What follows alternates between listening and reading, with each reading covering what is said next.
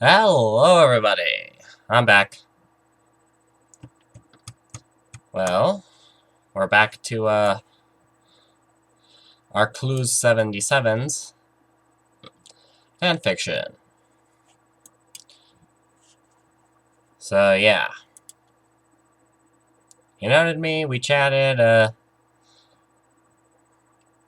Yeah. Well, let's get back, shall we? Okay, chapter 2. Stepping out of the gap, Sebastian finds himself in a room of a Japanese-style house. Wow, this is the second border he's crossed. In the middle of it was a low table. Well, he is a Wolficer, so he better flip that shit in the next sentence. Looking around the house, he sees Yukari suddenly sitting next to the table. As one does. Well, well. Here I thought I have given you new cloths. Wait, when did she give him new clothes? Yes.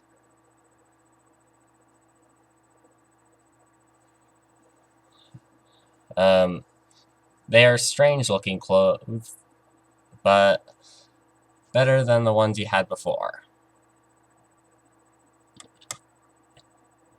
I don't know if that Yukari actually ever did that, but whatever. Yukari said with a slight smile. Strange. Strange, Sebastian said with a confused tone. Yukari laughed and said, Please make yourself at home. Take a seat. He sat down across the table from Yukari. Thank you. She nods and gaps in some rice balls. You must be hungry. Go ahead, eat. He picks it up, one of them, and starts to eat under his bandana. Because it's... Oh, wait, sorry. I thought bandana... He was wearing a head bandana or whatever. Well then. Why don't you take off the cloth over your face? You'll probably eat more comfortable. I feel more comfortable with it on. Wouldn't she have gapped it off when she replaced his clothes? Or did he change clothes last chapter? I don't know. I read it a week ago. Yes, Sebastian said with an embarrassed tone. Yukari nods. What do you think of the food? It is good. Thank you. You are very polite for someone that is willing to throw punches at a woman. He thought you were a demon. And plus, you did break in, and I'm pretty sure when someone breaks in, that's reason to go berserk. But whatever. My parents taught me well. And can you really blame me for throwing a punch? You appearing out of nowhere with glowing eyes and giving me that evil smile? Wait, that's not how you're supposed to greet people? Anyways, fair point, she said with a smirk. By the way, where are your parents? Sebastian stopped eating. I don't want to talk about it. Oh, now we're getting to the cliches! Wait, shouldn't Yukari know about it? I don't think her gaps are restricted by space and time. It's alright. By the way, you're the first human I brought that has a darker skin color and speaks a different language. Well, I'm pretty sure everyone there speaks Japanese, so they didn't understand the other gappies. But, yeah, I have actually seen the whole someone of darker skin getting gapped against Sokyo a bit before. So this should be good. That's interesting. Sebastian was about to eat another rice ball. Eating. What's the rice ball eating? We'll never know. But notice what Yukari said. What do you mean by, comma, the first human that you brought? Am I not the first person you brought to this world? I'm pretty sure she mentioned that.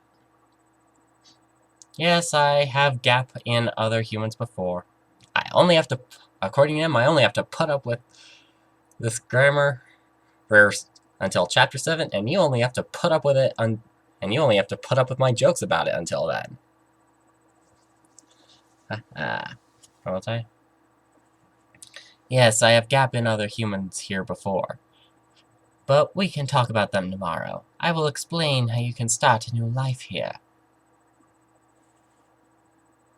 Oh great, another country I have to learn about making a new life in. Okay, huh? In an instant, Yukari disappeared. Behind you... He turned quickly to see Yukari next to a room. I have prepared a room for you, so please rest. We will speak more in the morning. Sebastian nods.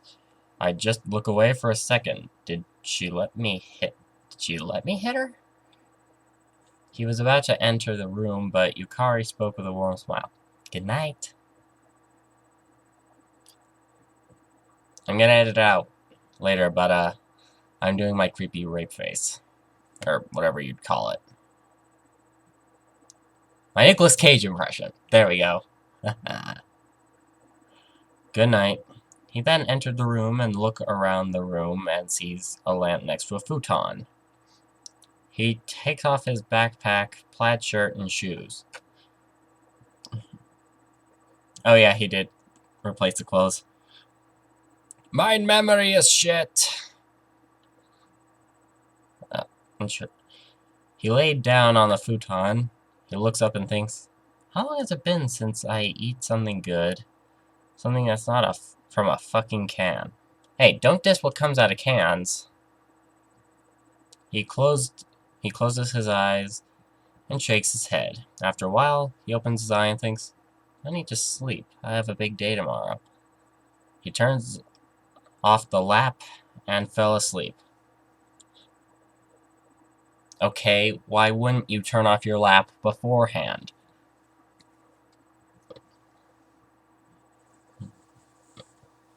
The next day, Sebastian woke up to the sound of knocking. Feeling surprised and confused, he forgot where he was. Hello, Sebastian, are you awake? The voice was Yukari. With that, he remembers where he was. Yes, I'm awake. Good. Whenever you are ready, just meet me outside your room, okay? Yes, I got Noble in here.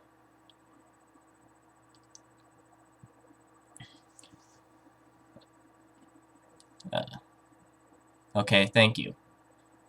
He gets up, puts on his clothes and backpack, and went out of the room.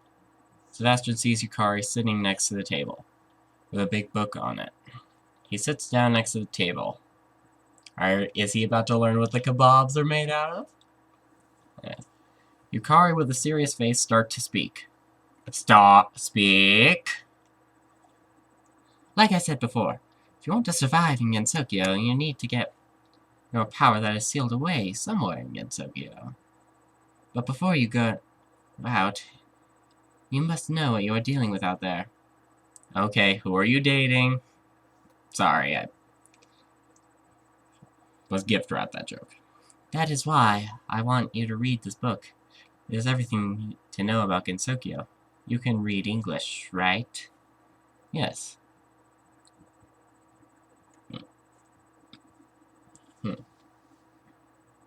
Good, because I only have it in English.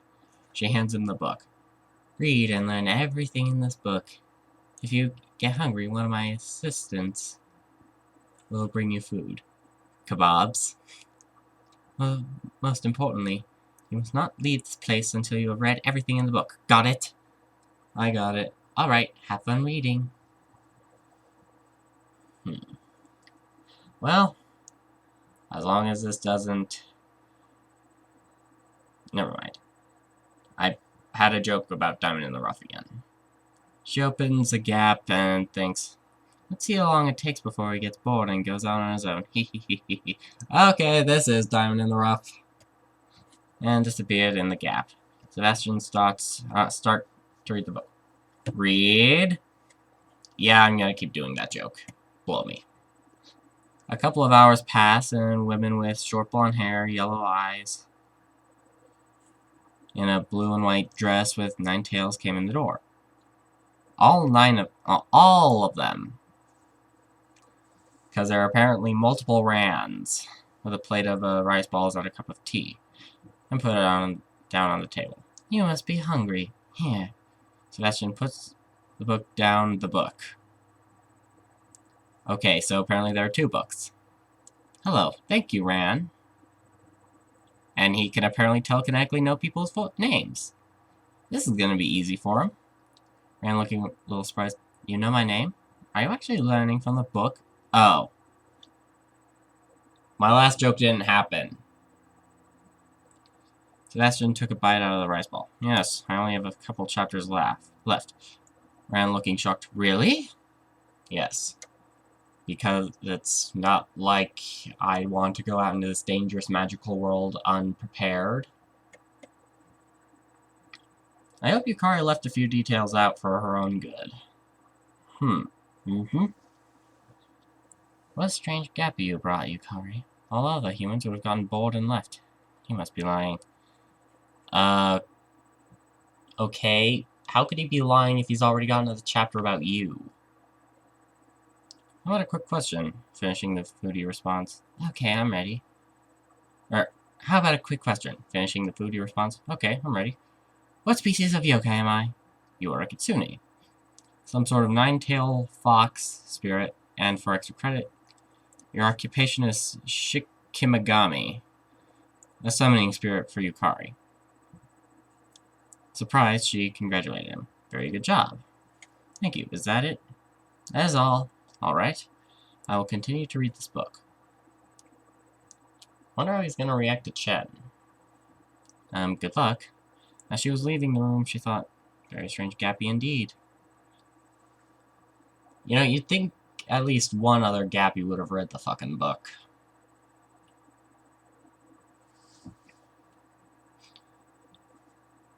An hour and a half passed, and Sebastian finished the book. Finish it? He sits there and thinks, this world is so different and dangerous. You've only been in like 2 rooms. No wonder why. I need to find my No wonder why. I need to find my powers. He stands up and looks outside the window. It looks like it's midday. Shouldn't it be midnight, considering you were in America and Japan's system, and Japan is a few hours different? Never mind. He turns around and sees Yukari suddenly appears there. Damn, I need to get used to of people appearing out of nowhere. Yukari looking at table. Looks like Ryan was right. He finishes the book. You'd think she would look at him. Did he learn from it? Did you learn from the book? I did. Okay, I'm pretty sure when you read this shit you would learn, but okay. Before you go, let me teach you how to store things magically. I can see that bag looks pretty heavy. Siesta. I mean, yes, it is. Yukari looks at him, almost mad, but quickly smiles again. Okay, let's start. And don't worry, it's an easy spell to learn. Okay. Wait, I thought he didn't have magic yet. And I thought... forget it. What was that about? She looked mad for a second. I better be careful not to make her mad, knowing what she can do. Okay. Why was she mad? About 5 minutes passed and Sebastian learned the spell. He then magically put all his belongings away. Remember, if you want to use the item you have, just think of it in your hand and it will appear.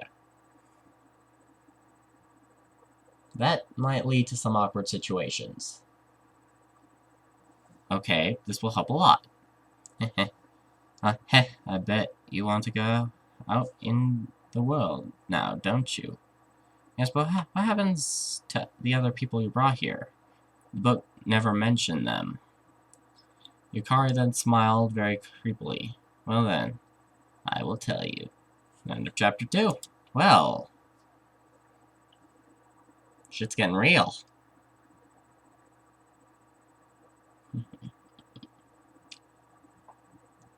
I'm actually very intrigued. Well, guess this was shorter than the other one, so, imagine I could end this creatively. Bye.